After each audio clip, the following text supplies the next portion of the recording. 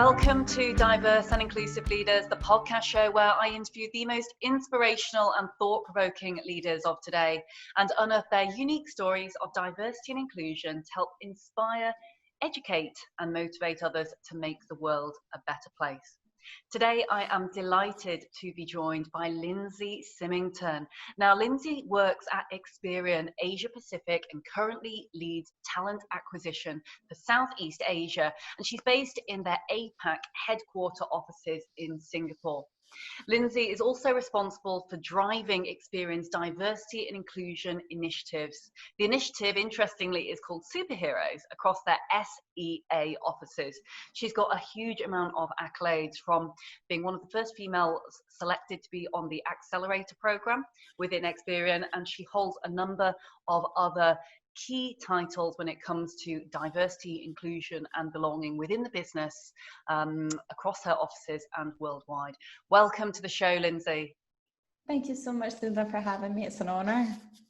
Oh, bless you. And it's an absolute delight to have you here today. And Lynsey, I wondered, for those that perhaps don't know you as well as I have had the opportunity to get to know you, whether you might be able to just talk to our listeners and myself a little bit about your personal journey from Scotland to Singapore, internationally, and also about some of the key projects and the things that you're working on at the moment in general, but also in light of obviously the COVID-19 crisis. Yeah, of course. So I actually started out my career journey working in the oil and gas industry, funnily enough, a very male-dominated industry. So it was quite tough, but I started out in technical recruitment as a consultant, and then I finally got a role in-house at a space satellite data technology company. So they were a startup, and I helped to grow the team within 3 times of under 2 years. And that's where I really kind of developed a keen passion for diversity and inclusion, and really incorporating it as part of the full employee journey as well. So then I decided to move halfway across the world from Scotland to Singapore, and that's when I'm part of a great HR team here as the Asia Pacific HR team. So again, I lead the talent acquisition operations for Southeast Asia, and I work alongside another great person called Shuenong, and we kind of work together on the diversity initiative for Asia Pacific, but more specifically I drive it for Southeast Asia, so that's what's took me here today. Fantastic. And I know, as you've mentioned, they've had a lot of experience kind of internationally. And I think what I'm sure was very interesting for you was kind of seeing this juxtaposition between, San Francisco and the fact that actually kind of tech world and diversity and inclusion is, I would say, relatively advanced out there compared to other certain areas and industries like oil and gas, which you mentioned there, just on the gender diversity front is pretty sizably mainly male to female. Yeah, definitely. And I think that, San Francisco was a real eye-opener, I think, for me in terms of not even just incorporating diversity, but more importantly, inclusion. So, they're a lot more open when it comes to sexual orientation, even just thinking styles, different perspectives. And it was great to be able to tap into that talent market there and really kind of look at people who had a variety of skill sets and experience, but they could really be transferable as well. So I think just to kind of bring that back to when we were looking at different markets such as Luxembourg and Colorado and Glasgow, it was some kind of key talent markets that we could tap into there. And what's great is you can lift that experience, that transferable knowledge, and then really look to embed that into other industries, other work that you're doing, and really kind of harness the power of what is ultimately, an eclectic and different workforce that brings together far more positive working scenarios. Yeah, definitely. And I think that even with, my experience now of working in Asia Pacific and specifically Southeast Asia, is there's so many different cultural preferences, whether it's Vietnam, Malaysia, Singapore, Thailand, everybody's different. So when you're bringing inclusion and diversity initiatives to those markets, you have to think about, the different approach and how to be strategic and how you can address that, because there are cultural sensitivities around it as well that you have to take into account. But essentially the goal is always to make people feel that they can belong, but it's just how can you do that whilst being culturally appropriate as well. Absolutely. And I bet it was a huge change from you when it comes to belonging. And obviously, we talk here a lot about different cultural idiosyncrasies and often being quite sensitive in certain areas. But from going from Scotland through to now being in Singapore, I mean, how was that? How has that been for you? Have there been specific kind of challenges or differences that you've noticed that have stood out to you personally? Yeah, well, I think that something that really gave me an eye-opener was the fact that, as part of Experian, they launched their first ever female accelerated leadership development course. And I was selected as one of the girls to be on that course along with 15 other peers. And even just to be immersed in the jungles of Laos and just to have more cultural awareness of, there was different days where we were actually eating dinner and preparing dinner with tribal families in the jungle where they literally had nothing at all. So even just to kind of go from, Scotland and San Francisco's really big high-tech countries to then really, having an eye-opener to different cultural preferences. It's definitely something that's helped me shape and grow as a leader. And it definitely kind of makes you feel humbled in your leadership approach as you move forward. So that's just been an amazing experience to be able to witness that. Wow, it's and I can really relate to that. I went and it was quite a long time ago now, but I spent a month out in Uganda working on an orphanage, and it is, I mean, just the starkness almost of experiencing humanity at its most raw. You can't fail not to be incredibly impacted with that. I mean, it really is, as you said, it's incredibly humbling when you experience things like that, in stark contrast to businesses that are absolutely kind of at the tech forefront of everything. And you think, it's very easy to kind of, for everyone to almost take things like this for granted, take tech for granted, and such like, where, in the middle of the jungle or in the middle of an orphanage or wherever it might be remotely, you've just literally got nothing. Yeah, and it's definitely helping to prepare you for the unknown as well and to help you build resilience. And I think that was something that you could really take away from that from a leadership perspective as well. And so many girls that were on that, on the course, on the programme, everybody had something that was in common, that, they maybe weren't, they were a bit risk averse or they didn't have the confidence to take on new challenges. And our leadership team really embraced us to help us, be in that position and empower us to be able to experience that. So it's been phenomenal. Mm-hmm. That's absolutely fantastic, and massive congratulations as well for being only one of 15.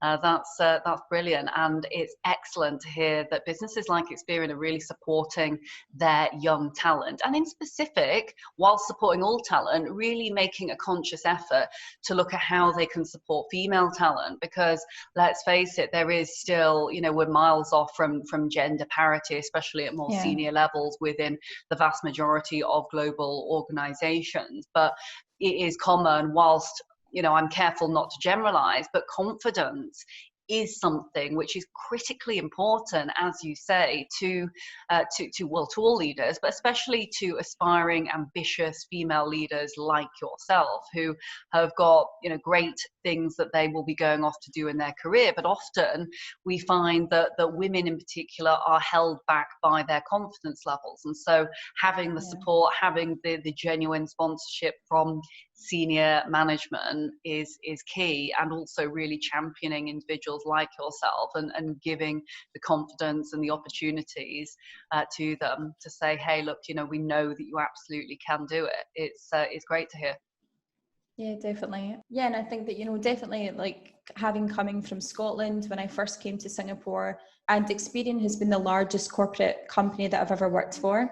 Being 17 when I moved here, having a really thick Scottish accent, having, a tattoo sleeve, I was very, very self-conscious as to how I'd be perceived in the organisation, how I would come across, would people respect me? Would they be bought into the fact that I'm very ambitious and I have a very clear career path I want to go on?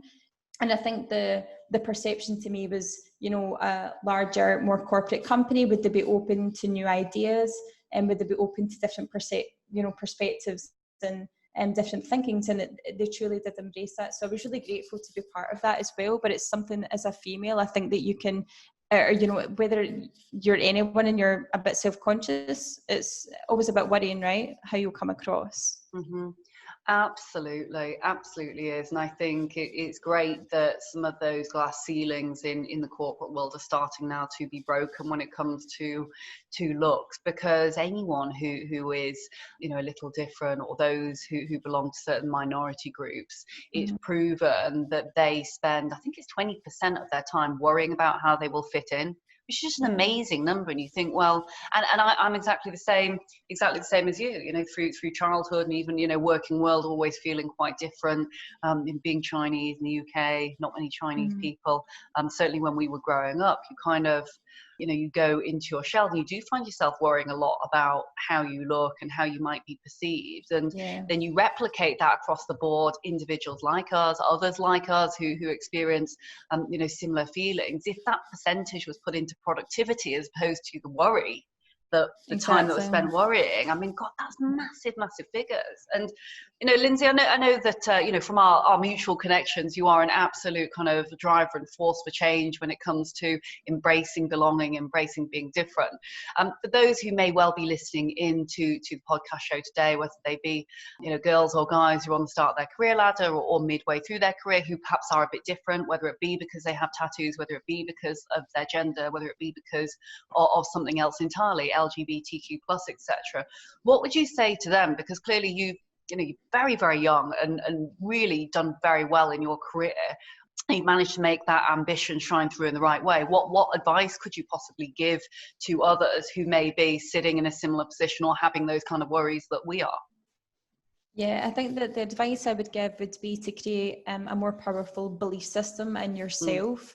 I think that sometimes before I go into big meetings, when I know that I'm maybe the youngest person in the room, or there's a more intimidating person there who I know has 10 years experience on me, I can feel my like inner saboteur creeping in. But you have to just, you know, really build up that belief system and back yourself, you know, be more decisive in your decision making, mhm, trust your instincts, and don't fear what other people think of you. I think that I've let a lot of things hold me back, because I've mhm, been worried about what people's opinions are. But I think that at the end of the day, if you just be yourself, so whether you choose to lead with compassion, empathy or not, mhm, just stay true to yourself, be authentic, and look after yourself and your mental well-being, and I think that it will stand you in good stead moving forward. mhm. Brilliant advice. Thank you so much. And talking of well-being, especially, and I would be remiss not to ask the question. I know you're a bit of a sporting fan as well, but what are you know, are there any key pieces of information that you are taking on personally or within the organisation that are helping get through this challenging time? Yeah, definitely. I think that the good thing about Experian is that we've really had a people first approach. We have launched a new app called MindFi, which basically helps employees subscribe for a year to have help with guided meditation, breathing techniques, grounding techniques. I think that for me, I do martial arts. I've done it for many years. I always use that as a great coping mechanism as well, to channel different anxieties and things like that I've had. So not having that during this situation has been quite stressful, but I think that it's really forced me to be more mindful and to be more present. So, Mhm. you know, all the things that we want to do in life that we don't get the chance to do, read that book you've been telling yourself to read for the past 2 years, but you can't because you're working late. And, you know, just take the time to have some self-care and really do that. But yeah, meditation, and I think that's been really helpful, and just staying present and focused. Mhm. Absolutely, sounds very Eckhart Tolle, which I love. All of the some of the mindful apps and some of the Yeah. yoga apps. There's one called Down Dog, which is brilliant, Yeah. absolutely brilliant. But I think it's, you know, what is really heartwarming to see is a lot of organisations really embracing this and embracing new ways of communicating. I've heard Yeah. stories of, you know, tens and tens of staff members all doing yoga together via an online portal, which Yeah, is definitely. you know, sounds like a huge amount of fun, and clearly you guys are doing that across the Experian. And just Yeah. being conscious of time, because I know we want to get into the lightning round, but I also am very, very keen to kind of ask you about some of the great initiatives you're running within Experian, and some of the things that you are leading for organisations to learn from you, perhaps, as to some of those key pieces around the inclusion calendar, because I think it's you know, not only LGBTQ plus you're looking at, but you're looking at quite an interesting intersectional mix of many of these different inclusive facets at the moment. Yeah, definitely. So last year when we kicked off the Superheroes League, and the whole concept, first of all, of superheroes was that, like the Avengers, when you incorporate different skill sets, different cultural perspectives, different genders, something truly magical can happen when you pull a team together. So last year we focused a lot on cultural and gender diversity, with kind of shining the spotlight on mental well-being. That was the first ever time that had been done across our 14 markets and within APAC. And this year it's very much around inclusion and belonging, which to me is absolutely key. There's no point in having diversity without inclusion. You need them both.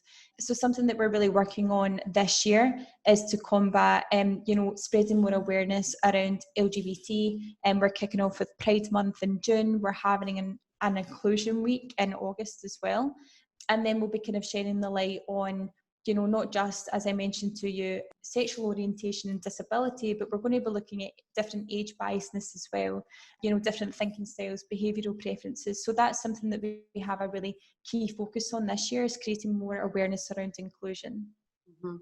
I think that's brilliant, and also very, very relevant given the current circumstances. And again, I know you, like myself, are very, very passionate about DI&B, and really, given the current circumstance, there never has been a more important time to put inclusion at the top of the agenda, because this is a time where we must support one another. We must embrace each other for our uniqueness. We must be able to stick together, because if we don't, I think we will risk falling very far behind indeed. And so if it's not at the top of people's agenda right now, I certainly hope that it will be over the coming weeks and coming months, as people do go through what is often quite an anxious period when it comes to mental health. And so including those in whichever different areas or whichever areas of inclusion they feel they relate to most is going to be absolutely key indeed. And just final quick question before we move into the lightning round, Lynsey. I know you talked previously a fair bit around what's called the double blind dilemma, and I wondered whether you might be able to share with our listeners a little bit more about what this means and what we can perhaps learn from this. Yeah, so I think that the reason we kind of touched on this, for International Women's Day, we actually had a virtual panel discussion, and this came up. We also spoke about gender parity in general, but kind of more specifically looking at the double bind dilemma and how, for example, a man can come across as maybe strong, decisive and assertive, and that can make him, a great leader. But I almost feel like sometimes as a female, you have to choose between being either or. So you either lead with compassion and empathy, or you be a tyrant, and you don't have to be like that. It's just the stereotype that's telling you you need to be like that. So I think that, as many companies approach their performance reviews and discussions, it's never a better time to really look at, assess people fairly, assess them, on their competency and their capability to do that job well. And I think that, for any females, I think that a lot of the time you're also giving conflicting feedback. So it could be you don't back yourself enough, but when you do back yourself, you come across as being a bit defensive. So I think it's more about creating awareness around that, and really helping to fight against that stereotype, which is why it's so important that within an organisation you create more male and female allies. So we really need men in the workplace to elevate females as well, interrupt the biasness. So if you see that someone, or you notice someone using words that reinforce negative gender stereotype or phrases, speak up. Don't let someone within a team meeting undermine another male or female. There's going to be more introverted people who maybe don't feel as confident to speak about something. Give them the room for a moment, ask them what their thoughts are on it. I think that that's so important. And just be a visible champion, promote the accomplishments of women, minority groups, people who are mentally or physically challenged in the workplace as well. And that's something that our managing director for Southeast Asia does really well at. He is a great sponsor. He was the overall sponsor for the first ever female leadership program as well. He's the leading sponsor, along with our APAC director, and with Xuan Ong and Sophie Smith. He leads on that. And I think that just showing that there's men bought into that as well can do some wonderful things. So I'm all about eliminating and interrupting biasness and creating male and female allies. Mm-hmm. I couldn't agree more. I think there's two key pieces there, or many key pieces, but two very, very key pieces there are getting leadership buy-in, because as we all know, it's very, very difficult to get full buy-in from the organization, especially when you're looking after a very big organization like you are, and, you know, talent specifically, when you're looking after certain regions, there's so much, it really is, you spread very, very thin. And so needing to have the buy-in from C-suite and board level is absolutely critical to get that to be able to properly filter down, but also the absolute importance of allies. You know, I see still, unfortunately, a fair few individuals and businesses who are almost, I'm not saying too far in the direction of say female power, because I don't think you can be too much of a feminist per se, but I think there is such a thing as alienating those who are in seats of power and those who are of the opposite gender or different gender per se. And it just is absolutely, you know, it's the opposite of the point that we are trying to create. We really need to bring in and have those in key positions of power, like you say, to be allies and to be championing this so that we can come together, as opposed to driving almost a segregation between the two. And so absolutely critical point. Thank you ever so much. And just before we summarize for today, Lynsey, there's so many fantastic learning points there that you've mentioned. Would love to go into a very quick lightning round. And if you've listened to the show before, which I believe you have, I'm going to give you 30 seconds to respond to each, starting off with perhaps the biggest of all the questions. But what has been or is your secret to success? Just be authentic and just be yourself. And again, look after your own mental well-being as well. Perfect. And is there any key inspirations that you have had throughout your career to date? Again, a lot of strong female leaders in my family, but Uma Thana recently spoke on International Women's Day. She has been such a great inspiration. She's the founder of Lean In for Singapore as well. So a fantastic woman and very, very inspiring. Fantastic. And I love the book, actually. It's brilliant, by Sheryl Sandberg. It's one of my favorites. And it's great. Indeed. And talking of heroes and superheroes, as we have throughout this podcast, have you any heroes or sheroes, in fact, that are particularly inspiring, or indeed kind of books, authors, quotes, etc., that could be key, or ones that might be helpful to our listeners? Yeah, definitely. Well, I have two. So I think on the path of mindfulness, I was actually gifted Mind Platter by my best friend before I moved out here, by Nadja Zibam. It's all about, inspirational quotes, a compilation of different reflections on life. That's great. And then the power of now. I know that you mentioned Eckhart Tolle. I just thought that was so great for someone like me, where I overthink things. So it was great to think of yourself and your ego as two separate entities. So I would advise both of them. Oh, I love it. I love Eckhart Tolle. I often listen to that before I'm going to sleep, actually, on Audible, with little dings going off. And I have to say, I haven't mastered it yet. Because like you, my mind will run wild. However, it is brilliant, completely puts things into context. And I think the thing that really hit me was when he tells a story at the beginning, and he says, I couldn't live with myself, and then realized, oh, hang on a minute, there's my, and then there's self, that must mean there's two of me. And I was like, oh, actually, it's very, very interesting.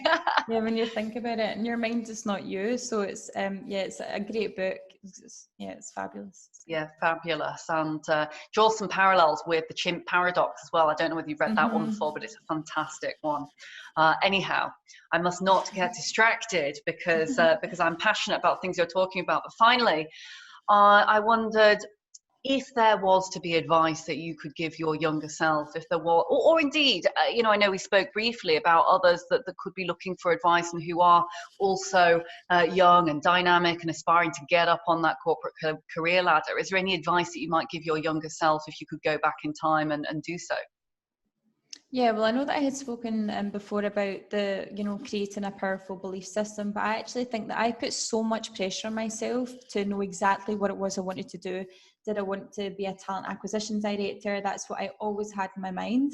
But having more exposure to different aspects of HR, you will find that you get passionate about other aspects of HR, and there's so much to do. So I think that in terms of like any advice I could give my younger self is don't get bogged down with the specifics. Just get involved in as many things as you can. Get involved in things that you've never done before. Don't be scared to get involved in things you've never done, and just see where it takes you. Thank you so much, Lynsey. It's been an absolute delight having you on the show. So thank you very much indeed Thank you so much. joining us. I really enjoyed it. Thank you. I'm so glad. And again, I mean, I've got loads of key learning points here, but as usual, I will summarize and I'll do my best to keep it succinct. But for me, there's many learning points, and again, huge amount of affinity, because I know the talent world very well, and it is far harder than people perceive it to be. So to be good in talent is difficult. And so for those that are listening in, this is a fantastic example of someone who works within the global talent field. Do make sure that you take note. But certainly, what I've learned from Lynsey is the very broad spectrum when it comes to diversity, inclusion, and belonging. And actually, there's so many different aspects that make us up, whether it be literally, the language, whether it be the accent that we have, and actually, really embracing the braveness and the confidence to go straight from Scotland through to America and Singapore. You can never learn too much. Life is a learning journey, and you can never start too young, whether it be at the age of 17 jetting off. Really do consider that, because there is only one time to live this life, and only one time to get the opportunity to experience everything that you can do. So do take note of some of the great international experience pieces here that Lynsey has, and the fact that she's done it at a very, very young age. I think often for those that start embarking on their career, they think better get a lot of kind of experience in home country or in our hometown. Actually, it's never too soon to go off and to explore. And I think given the COVID-19 virus situation, actually the world has become a far smaller place. We're able to connect from Singapore to Leamington Spa as we are today. So plenty of learning opportunities there. And also, just to summarize a couple final key pieces there, make sure you find internal champions. If you are working in an organization right now, find internal champions. Lynsey's got some brilliant leaders and management there who are really flying the flag for her, progressing and developing in her career. So make sure you find your allies and your supporters internally. And if there aren't some, go out and find them. There's plenty of people who are willing to champion and support others, whether it be other young females supporting other young females, or older, more seasoned guys in C-suite positions supporting, LGBTQ+. There's lots and lots of different learnings from all different facets of intersectionality. So make sure you harness those powers, and the superpowers, rather, even to use Lynsey's terminology. But finally, really be yourself. If you're sitting around a boardroom table, and Lynsey, I've been in a very similar situation to you before, thinking, oh my goodness, I might be the youngest here, I might be the only who's a female, might be the only here who's of an ethnic minority, or someone from a particular region of Scotland. Make sure you do try and speak up, and make sure that you do get your voice heard, because just because you're different doesn't mean that you don't have a huge amount of value to contribute. Actually, it is the power of your unique voice often that can have the biggest impact. So do make sure you do your best to champion being different, as Lynsey has. So thank you once again, Lynsey. My name is Leila Mackenzie-Dellis, and you've been listening to the Diverse and Inclusive Leaders podcast show. We're with you every week, but we're here twice a week at the moment to help support you and your businesses through times of turbulence. We would love to stay in touch. If you've been affected by anything in today's show, please do write in, get in touch. You can connect with Lynsey on LinkedIn. You can get in touch with us on the website or via the COVID-19 support hub. So all of this content and the show notes will be there. So don't worry if you haven't had a chance to write everything down. Visit us at www.dalglobal.org/podcast. Look forward to seeing you again very soon. And in the meantime, stay safe. Thank you so much for watching the Diverse and Inclusive Leaders podcast. Please do feel free to hit the like button below, or if you'd like to receive future notifications, do ping the notification bell here at the side. If you're interested in the audio version only, you can find it on the following streaming platforms. Any extra info and descriptions will be in the links below. Look forward to seeing you soon.